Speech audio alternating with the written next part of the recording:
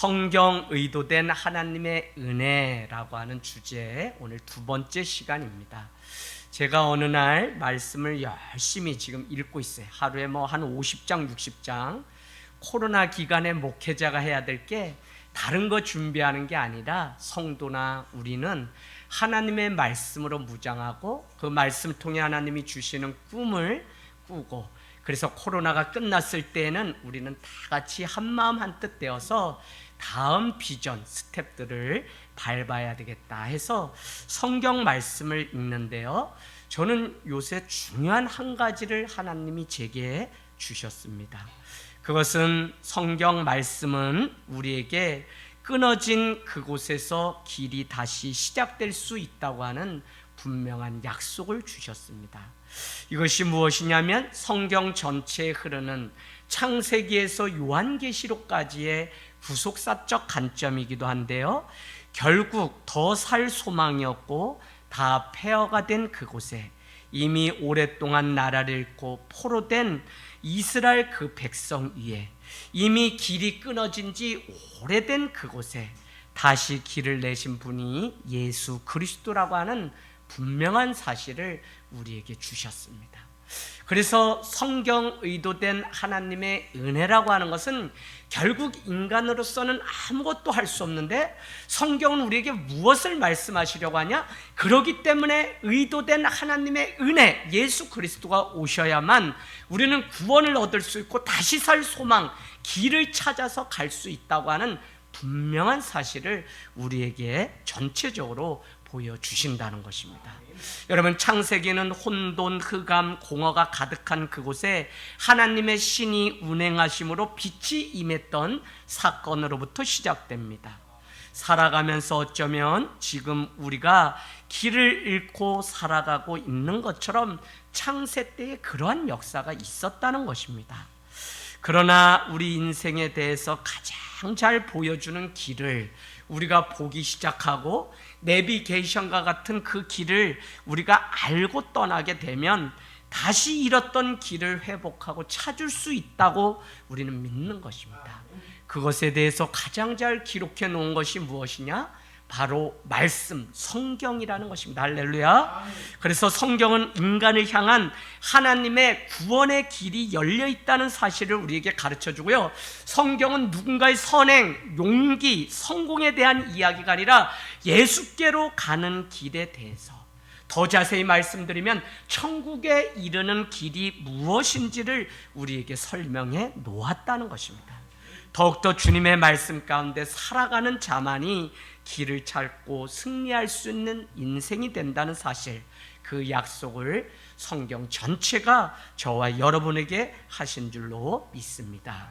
여러분, 우리는 지난번 첫 번째 시간을 통해서 에덴 동산에서 아담과 그 여자라고 하는 갈비뼈를 취하여 낳은 여자, 만든 여자가, 우리는 그 여자를 장차 하와라고 한다는 사실을 알지만 우리가 읽었던 3장에는 아담과 그 여자로 계속적으로 표현하고 있습니다. 아담의 갈비뼈를 취하여 만들어낸 그 여자, 이것을 우리는 예속이나 종적인 개념으로 설명하려고 많은 사람들은 이야기합니다. 그러나 더 정확한 해석은 무엇이냐면 갈비뼈는 인간의 몸을 지탱하는 가장 소중하고 중요한 부분입니다. 우리가 아무리 다른 것이 건강하여도 갈비뼈가 금이 가고 부러지면 우리는 걸을 수가 없어요. 그만큼 우리의 몸의 허리와 같은 지탱하는 힘이 갈비뼈인데, 남자의 몸에서 갈비뼈를 취하여 여자를 만들었다 하는 이것은 그가 남자의 종으로 살라고 하는 것이 아니라 어떻게 해요? 남자에게 있어서 가장 소중한 갈비뼈를 취하여 여자를 만들었듯, 바로 여자를 대할 때 우리는 그냥 다른 게 아니라 베드로전서 3장과 같이 깨질 그릇으로 여기고 그를 하나님의 나라의 유업을 함께 이어받을 자로 여겨서, 그는 갈비뼈와 같이 가장 소중한 존재가 바로 여자라고 하는, 그래서 그는 예속물이 아니라 함께 하나님의 나라를 위해서 가야 될 자라고 하는 사실을 우리에게 가르쳐 줍니다. 어쨌거나 3장은 아담과 하와의 그 유혹이 바로 죄를 관영하게 만들었고, 해산과 임신의 고통, 물론 죄 때문에 이렇게 한다는 게 아니라 전에는 이 증상 없이 고통 없이 해산을 하고 임신을 했는데 죄의 결과로 말미암아서 고통이 가증되었다고 해석하는 편이 우리는 맞다고 제가 지난주에 말씀드렸습니다. 남자들은 노동을 해야만 엉겅퀴가 나서 더 이상 땅의 수확물을 얻기가 쉽지 않은 그 고통이 우리 인간에게 찾아왔다는 것이었죠.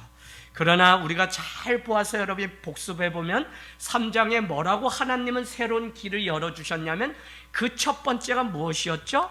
여자의 후손, 즉 예수 그리스도께서 뱀의 머리를 상하게 하실 거라고 하는 분명한 약속을 우리에게 주셨다는 것 첫 번째. 두 번째, 다시 살 소망을 어떻게 내셨죠? 사람들은 전에는 2장 마지막 절에 보면 여자와 남자가 벌거벗었음을 전혀 부끄러워하지 않았는데 어떻게 해요?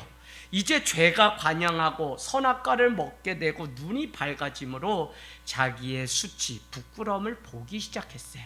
그래서 하나님은 그 부끄러움을 가리기 위해서 가죽옷을 지어서 입혀주셨다고 하는 두 번째 소망.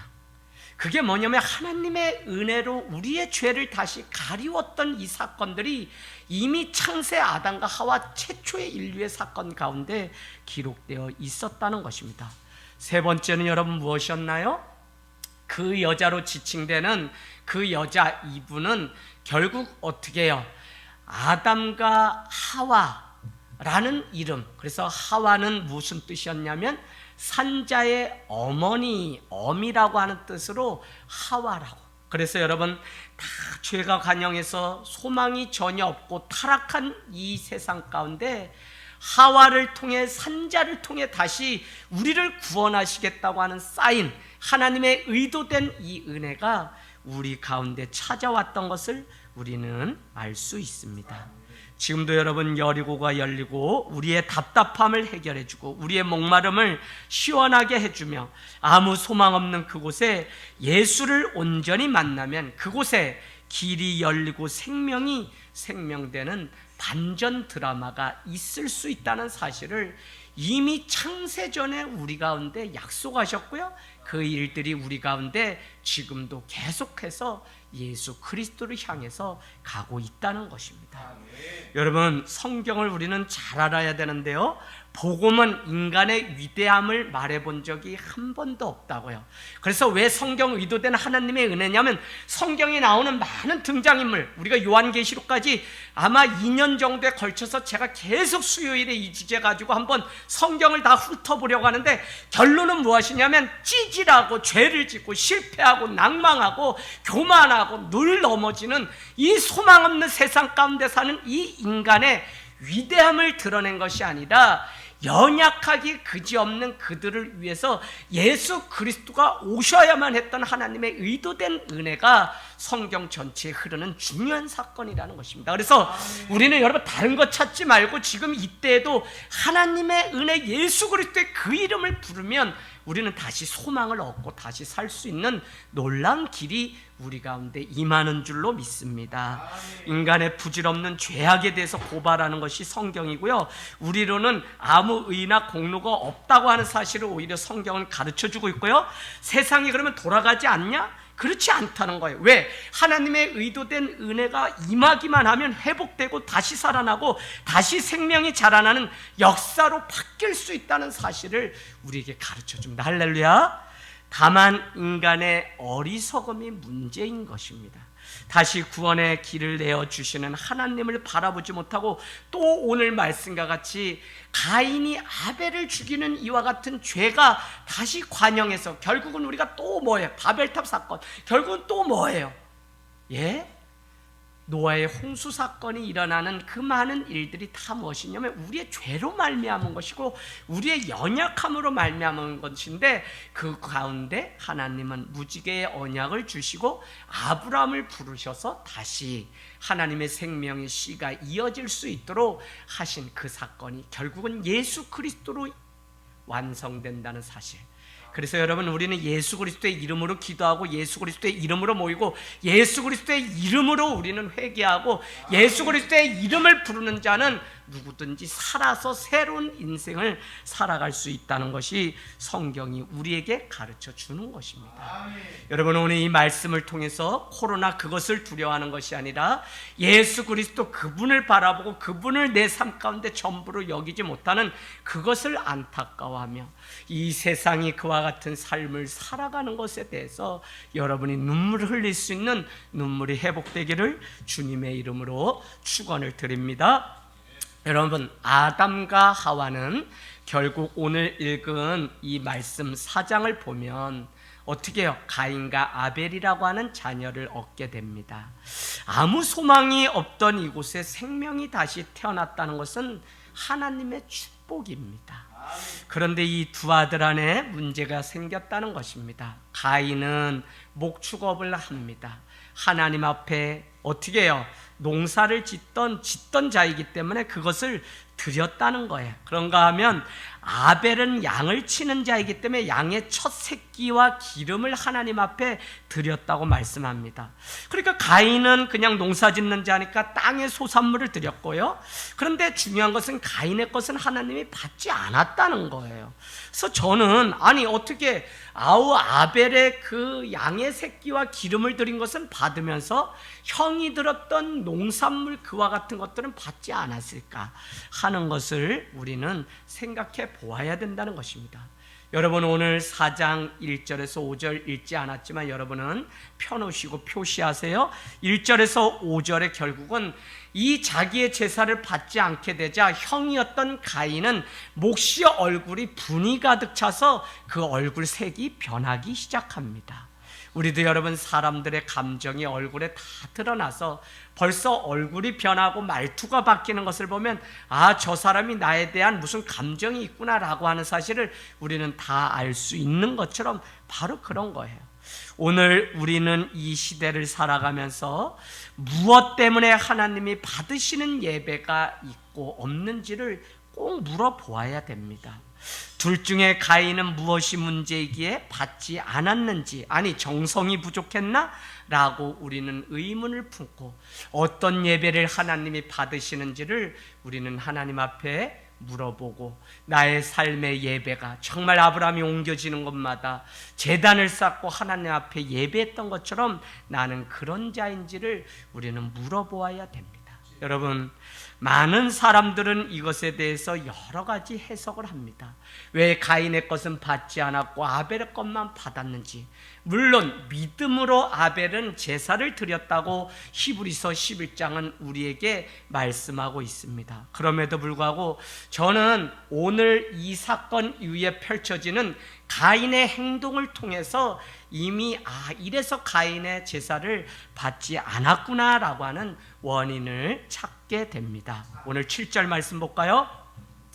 4장 7절에 제사를 받지 않게 되자 가인이 얼굴색이 변하게 되고요. 하나님은 어찌 낯을 들지 못하느냐고 물으면서 그에게 이렇게 얘기합니다. 너가 아무래도 그냥 그 얼굴을 들지 못하고 하나님의 얼굴, 낯을 피하는 것으로 보아 너에게 죄가 있구나. 죄가 너를 이끌기 때문에 너가 지금 분명히 무엇인가 숨기고 있는 그 죄 때문에 나를 보지 못하는구나 라고 그렇게 얘기하고 있다는 것입니다. 여러분, 저는 이 대목에서 오늘을 살아가는 교회와 성도가 놓치고 있는 중요한 부분이 있다는 사실을 깨닫게 됩니다. 그것을 여러분 한번 기록해 놓을까요? 오늘 왜 제사를 받지 않았느냐? 하나님의 관심은 재물에 있는 것이 아니라 삶으로 드려야만 좋은 제사였다는 것입니다. 할렐루야. 더 정확하게 말씀드리면 하나님의 말씀을 청종하고 하나님의 뜻대로 살아가는 올바른 제사야지만 하나님이 받는 것이었다는 것입니다.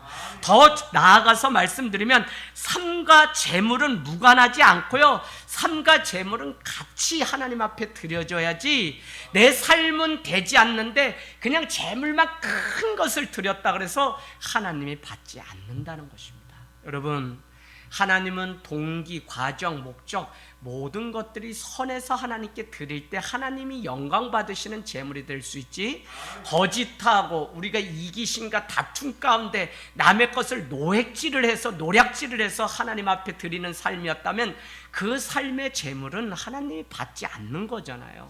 우리는 하나님 앞에 드리는 건 좋은데 우리의 삶이 전부 하나님께 드려야 되는 제물이라는 사실을 오늘 가인은 이 놀라운 일을 간과했다고 봅니다. 왜요? 아니, 하나님이 오늘 그렇다면, 바른 성도라면, 아니 내게 무슨 문제가 있길래 하나님이 이번 제사는 받지 않으신 걸까라고 묻고 자기가 회개의 자리에 가야 되는데, 하나님을 통하여 하나님께 분을 품을 뿐만 아니라 이제는 시기심이 가득하여서 오늘 말씀에 이렇게 내려가서 보니까 어떻게 해요? 거기에 이런 말씀이 있습니다. 그는 들에 나가서 동생 아벨을, 돌이라는 말은 안 나오지만 그를 쳐 죽였다고 하는 표현이 나와 있습니다. 여러분, 저는 평생을 교회를 다녀도 온전한 예배를 드리지 못하고 말씀 없는 삶을 살아가는 성도들을 많이 봅니다. 그것이 이 마지막 때를 살아가는 저의 안타까움입니다. 자기 시간에 따라서, 형편에 따라서 하나님을 예배하기도 하고 예배하지 않기도 해요. 예배라는 것은 하나님 앞에 정한 시간을 드리는 것이고 구별된 시간을, 그래서 일하면 안 돼요. 그곳에 멈춰서서 하나님만을 바라보는 게 예배라고요. 오늘날 많은 사람들이 이 일 때문에 하나님을 예배하지 못하는 안타까운 시대에 살아갑니다.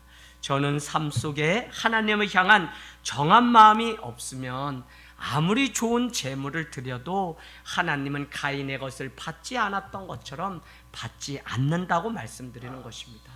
오늘 우리는 윤리나 도덕의 문제가 아니라 내 삶의 중심이 하나님께 있는지 없는지의 문제가 예배를 온전하게 드리는지 아닌지의 문제를, 당락을 결정한다는 거죠. 여러분 아시겠죠? 그래서 성도는 주일에 드리는 그 한 번의 예배가 예배 전부가 아니라 일상 속에 드리고 여러분이 말을 하고 여러분이 살아가는 모든 삶이 예배해야 된다고요. 여러분, 야고보서는 우리에게 이런 표현을 합니다. 여러분이 내 이웃을 내 몸같이 사랑하라고 했는데 여러분이 다른 것을 다 하고도 내 이웃을 차별하거나 사랑하지 않은 부분 하나가 있다면 그는 모든 율법을 다 범법한 범법자라는 거예요.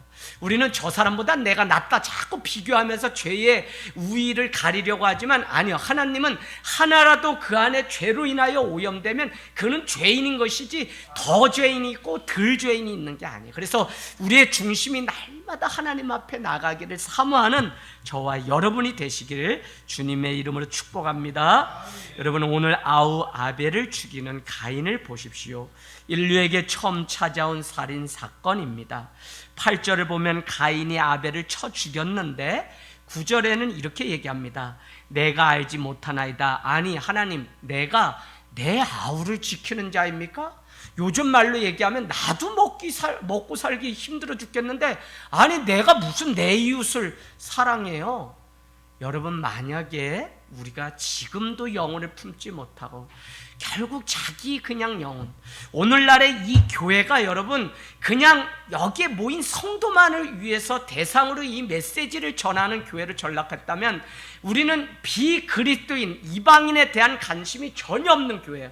그래서 코로나 이후에 메시지가 왜 바뀌어야 되냐면 우리가 전하는 이 메시지가 세상 사람들에게도 울림이 되고 대화할 수 있는 소재가 돼야지, 우리끼리만 이 교회를 유지하기 위해서 뭘 하자면 우리는 교회 안에 갇힌 신앙이 돼요. 여러분, 교회 안에 중심을 두고 뿌리를 두고 예수 그리스도 안에 두지만 우리는 죽어가는 열방을 향해서, 이웃을 향해서, 이 도시를 위해서 눈물 뿌려서 그러려면 교회 안에 메시지가 바뀌어야 돼요. 제가 내일 작은 유튜브를 통해서 5분 메시지를 이제 해서 목요일마다 여러분께 이렇게 나누려고 합니다. 그 중에 하나가 뭐냐면 코로나 이후 준비돼야 되는 것이 무엇이냐, 우리의 관점을 완전히 바꿔야 돼요. 우리끼리 잘 먹고가 아니라 이제는 이 복음의 내용이 비그리스도인들이 들어도 그들이, 우리가 말하는 이 진리의 말씀이 그들의 심령 가운데 폐부를 찌르고 해야 돼요. 그렇기 때문에 여러분, 초점이 이제는 믿지 않는 자들에게 있어야지, 이게 되지 않으면 우리는 정말 여러분 주님이 원하시는 열방을 품지 못해요. 그래서 여러분의 삶의 일상이 하나님 앞에 책임 있는 그리스도인으로 살게 되기를 원합니다. 오늘 가인은 얼마나 파렴치한 죄가 간영했냐면 그는 내가 내 아우를 지키는 자입니까? 아니, 죽였으면 죽였다고 그냥 통곡해야 되는데 이와 같은 변명을 늘어놓는 것을 우리는 보게 됩니다. 10절에 하나님은 이렇게 직고합니다. 내 아우의 핏소리가 땅에서부터 내게 들렸다, 호소되었다고 말합니다. 반드시 하나님은 죄에 대해서 정확히 물으시는 분이시지 그가 무슨 인정에 이끌려서 그랬구나 라고 하는 법이 한 번도 성경에 없어요. 그래서 오늘 말씀을 훑어보면 두 가지의 저주가 있는데 그 첫 번째가 뭐냐면 여러분 저기 한번 보실래요? 12절에 가보니까 밭을 갈아도 소득이 없을 거라는 거예요. 왜요? 아니 지금 하와 또 여자의 후손이 뱀의 머리를 상하게 하고 다시 살 소망을 주고 재구속을 해줬음에도 불구하고 인류는 가인이 아벨을 죽이는 살인사건을 통해 죄가 또 관영해졌어요. 그래서 여러분 죄의 결과는 무엇이었냐면 첫 번째는 아무리 수고하여도 어떻게 해요? 거둘 것이 없다는 거예요. 이 말은 뭐냐면 한마디로 헛수고하게 된다는 거예요. 아니 수고하면 합당한 열매를 거둬야 되는데 헛수고면 그게 얼마나 괴롭겠어요. 두 번째는 뭐라고 얘기하죠?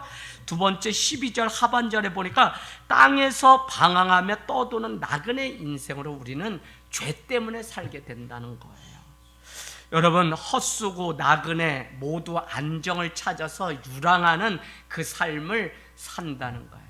인간에게는 안정된 곳이 하나도 없다는 거예요. 인간이 피할 수 있는 도피성이 하나도 없다는 게 결국 하나님은 이 일을 끊어버리기 위해서 어떻게 해요? 의도된 하나님의 은혜를 부어주셨다고요. 여러분 양을 잡고 비둘기를 잡고 소를 잡아서 우리의 죄를 드려야 했는데 예수 그리스도가 오심으로 인해서 이 죄를 끊어주실 수밖에 없었다고요. 그게 누구의 계획이었냐면 하나님의 계획이었다는 것이에요. 의도된 계획이었다는 거예요. 우리로서는 선한 게 없기 때문에 그렇답니다. 여러분 교회는 엄밀하게 말하면 의인의 공동체가 아니라 죄인의 공동체. 다만 하나님의 말씀 가운데 한마음 한뜻 한소망 가운데 나가고 성령님의 음성을 듣기 시작하면 그때 우리는 바르고 의의 공동체가 되는 것이지 그러기 전까지는 한 사람이라도 썩고 부패하면 교회는요 썩은 그냥 시장 바닥처럼 그런 곳이에요. 그러니까 기도가 필요하고 그러니까 사랑이 그러니까 때로는 권징이 그러니까 때로는 격려가 우리 가운데 필요하다는 것입니다. 인류는 이 죄 가운데 오히려 안정을 찾아서 평생을 떠도는 길을 택한 인생으로 살아갑니다. 어쩌면 지금 우리의 모습이 아닐까 생각해 봅니다. 적어도 예수님을 만나기 전 우리의 삶은 무엇이었냐면 나그네고요 하는 일보다 열매 없는 헛수고를 하는 헛장사를 하는 일들 뿐이었다고요. 사랑하는 여러분, 이제 가인에게 남은 것은 죽음뿐입니다. 왜요? 죄의 싹은 사망이라고 주님이 말씀하셨기 때문에 그렇습니다.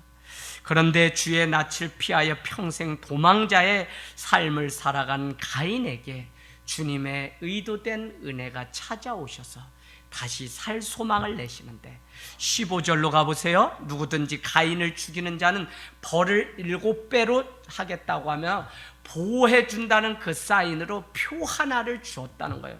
이 표를 가지고 있는 자가 가인인데 그를 죄인이라고 해서 또 그를 돌로 쳐서 죽이거나 죽이게 되면 그 사람은 오히려 어떻게 해요? 7배의 벌을 받는다는 것입니다. 여러분 그 사건은 결국 저기 23절에 가면 라멕이 등장함으로 인해서 어떻게 라멕도 또 살인하게 되면서 라멕을 죽이는 자는 77배로 벌을 주겠다고 하나님이 또 구원하시겠다고 하는 살 소망을 주시는 이 은혜. 여러분 그러나 인간으로서는 할 수 없습니다. 죄가 가능해요.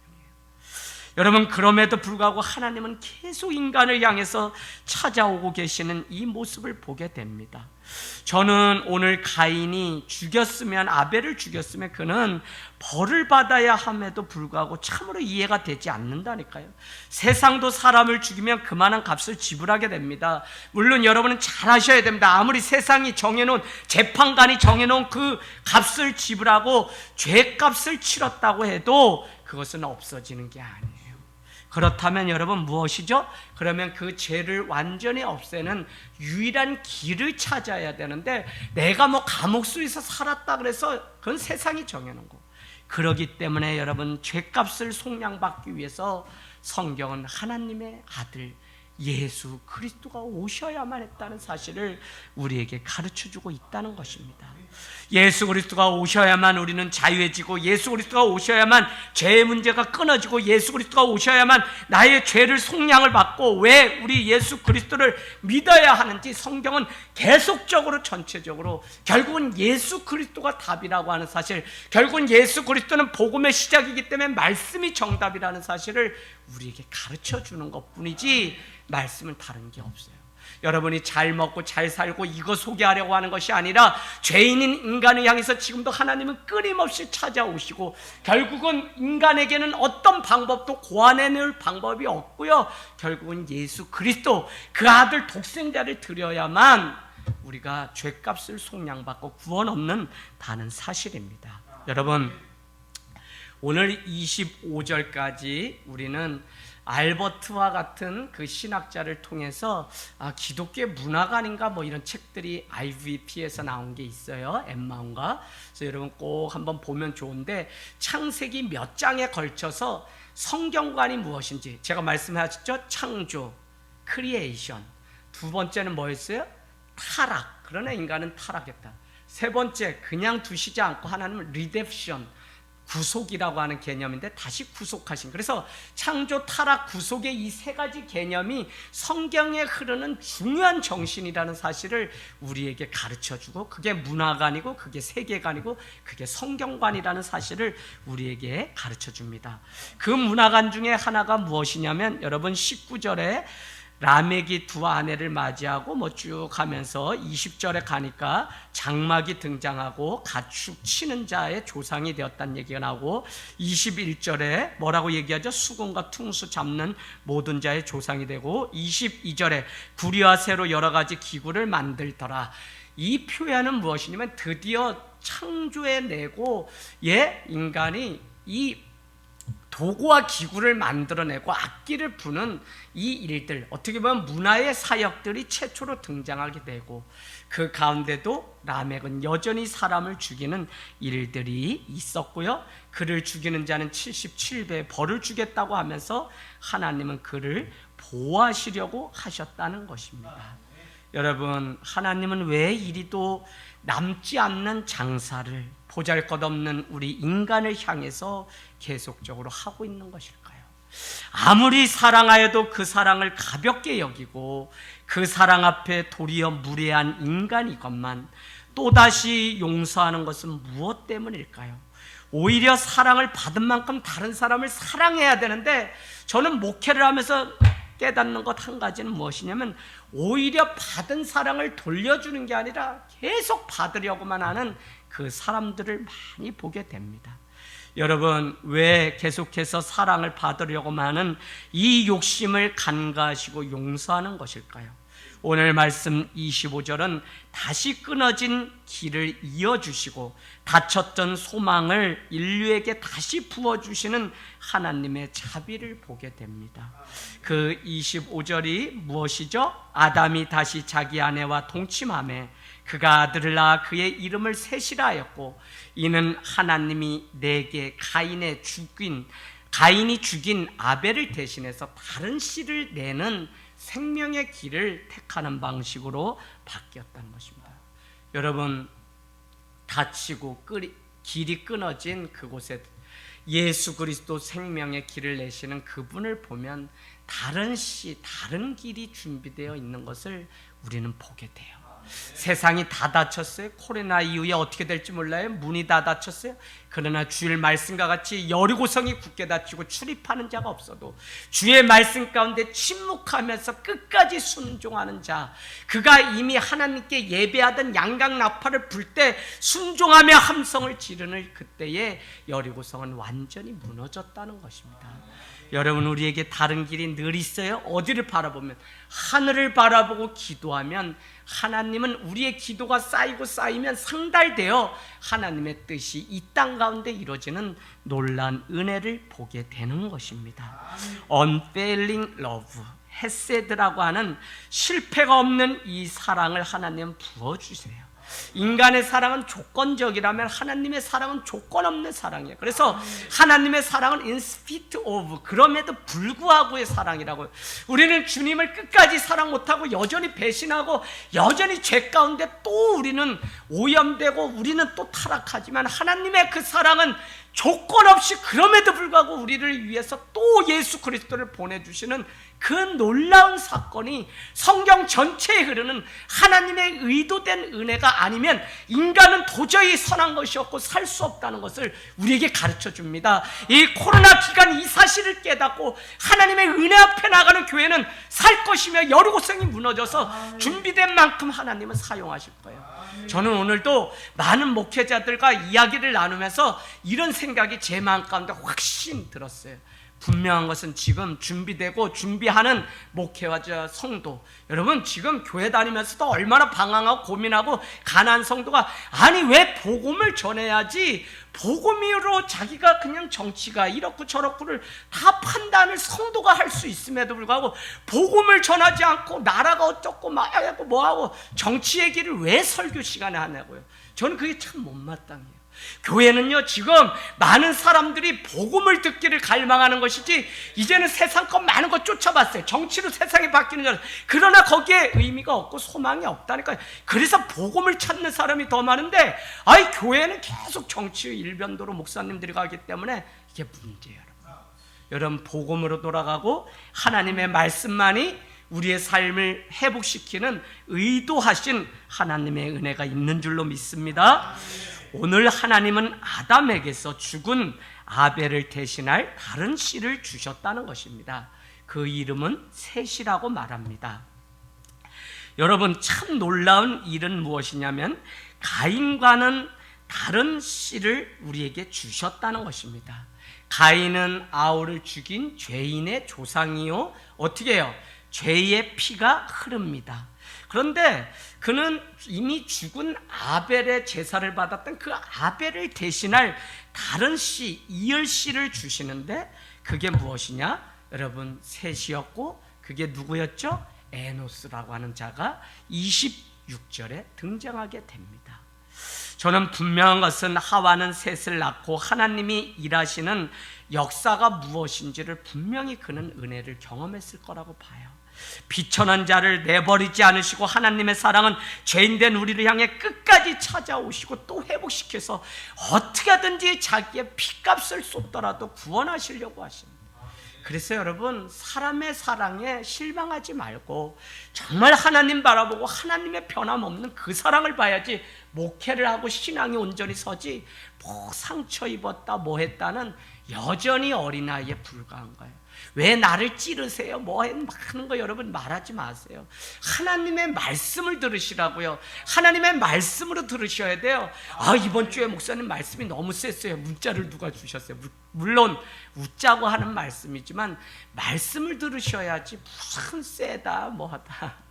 여러분 그런 거 보지 마시고 하나님의 사랑, 하나님이 내게 지금 주시는 말씀으로 듣는 귀가 열리기를 주님의 이름으로 축원을 드립니다. 인류는 두 줄기로 결국 나눠지게 되죠. 죄 유전을 가지고 하나님을 떠난 가인의 후예가 계속적으로 있게 되고요. 여전히 하나님만이 인류의 소망이라고 믿는 고백했던 셋의 후예로 나눠지게 됩니다. 우리는 하나님의 열심을 안다면, 오늘 하나님이 이와 같이 우리를 구원하시려고 하시는 그 은혜를 안다면 적어도 성도는 나의 부모가 이래서 내가 이렇게 되었다고 일방적으로 말하면서 책임을 회피하는 어리석음을 범하지 말아야 돼요. 왜요? 더 자세히 말하면 매일 자신 안에 있는 상처를 말할 때 그는 자신의 정당성을 보장받기 위해서 우리 부모 때문에 내가 이렇게 됐다, 이 상처가 그래서 있다라고 말한다면 여전히 하나님이 다시 인류의 소망이 되시기 위해서 베풀어 주신 다른 씨앗이었던 셋의 후손으로 사는 것이 아니라 여러분 어떻게 가인의 후손 돼서 계속 죄 가운데 우리는 산다는 거예요. 여러분 그래서 성경을 정확히 알고 성경 말씀이 내 삶에 와서 정확히 꽂혀야지만 우리는 하나님이 내 삶을 회복시키려고 얼마나 길을 내시다 결국은 그 길로 되지 않아서 예수 그리스도가 신약에 여러분 구약에서 약속하셨던 그 예수님이 400년의 침묵을 깨고 예루살렘 그 베들레헴의 그 땅에 인간의 몸 가운데 입고서 이 땅에 오셨는지를 여러분 다시 보셔야 된다고요. 오늘 말씀을 마치면서 사랑하는 여러분, 우리는 성경에 기록된 족보를 잘 확인해야 됩니다. 여러분, 오늘 우리가 읽은 이 말씀을 자세히 보면 오늘 결론은 무엇이냐면 어떤 족보는 계속해서 죽었다로 끝이 나는 경우를 보게 됩니다. 다음 주에 보겠지만 5장 2절 3절 읽어볼까요? 아담이 130세의 자기의 모양 곧 자기의 형상과 같이 아들을 낳고 이름을 셋이라 하였고, 아담은 셋을 낳은 후 800년을 지내며 자녀들을 낳았으며 그는 900세에 살고 죽었더라. 그래서 죽었다, 또 8절에 죽었다, 여러분 또 죽었다 계속 죽었다고 하는 그 족보의 반복에 낳았다와 죽었다, 죽었다는 죽음의 족보가 있는가 하면 낳았다는 생명의 족보가 있다고요. 결국 마태복음에 등장하는 예수님의 족보는 아브라함이 이삭을 낳고 이삭이 누구요? 야곱을 놓고 야곱은 뭐라고요? 네? 야곱은 유다와 그의 자녀들을 낳았다, 이렇게 되나요? 그렇게 돼요. 그러니까 낳았다고 하는 생명의 족보를 누가 결국 쓴 거냐면 예수님께서 쓰신 거예요. 그런데 성경을 읽어보면 계속 역대기상이라든지 누구 왕이 죽었다로 기록된 것이 많이 있어요. 여러분, 여러분의 인생은 생명의 족보를 써가고 있습니까? 죽음의 족보를 써가고 있습니까? 인류는 계속 낳는 족보와 죽는 족보로 반복됩니다. 그럼에도 불구하고 더 이상 소망이 없던 이 땅 위에 다시 아들을 낳았다는 것은 큰 은혜라는 것입니다.